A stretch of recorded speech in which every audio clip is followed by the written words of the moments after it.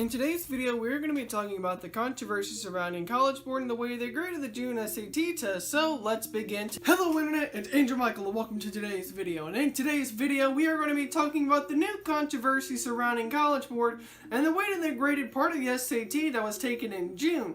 So if you want to see more news videos like this, make sure you leave a like, and also if you are new, then make sure you subscribe to see more videos, which will be coming out Fridays, Saturdays, and Sundays. So let's begin today's video. Okay, so when I was preparing for today's news video, I went on Twitter and I was looking for ideas for what today's news story could possibly be.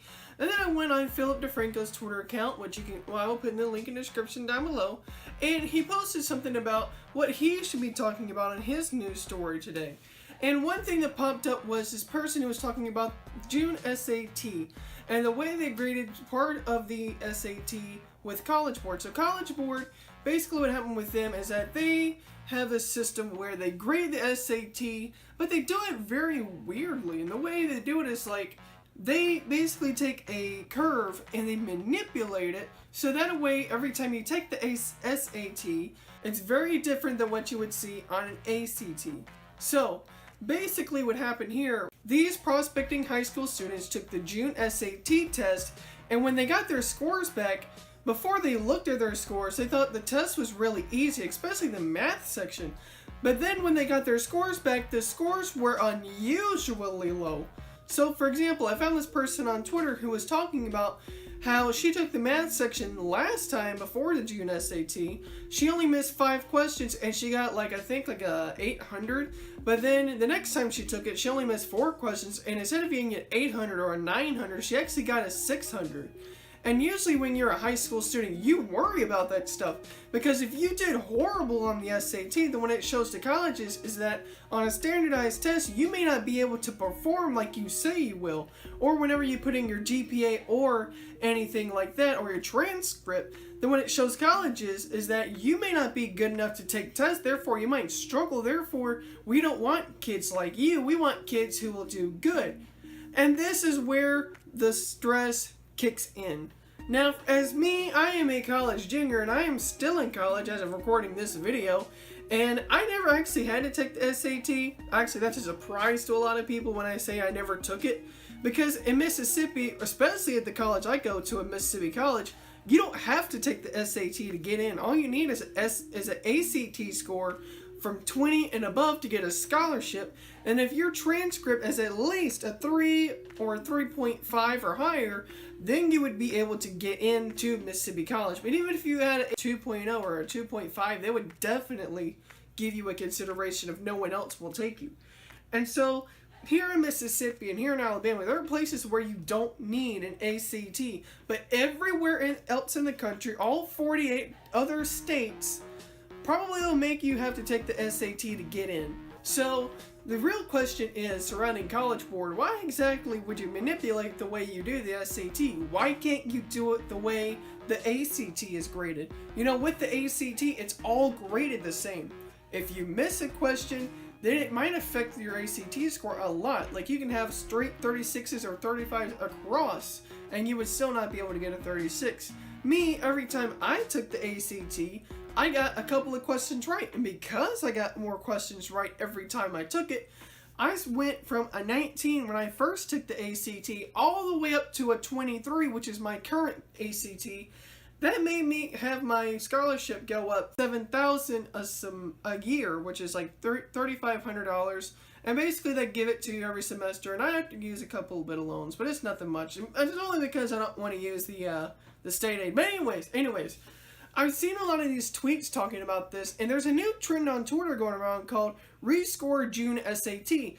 And what College Board said is really making people mad, because they just posted a statement on this whole thing saying that the way they graded it is actually correct.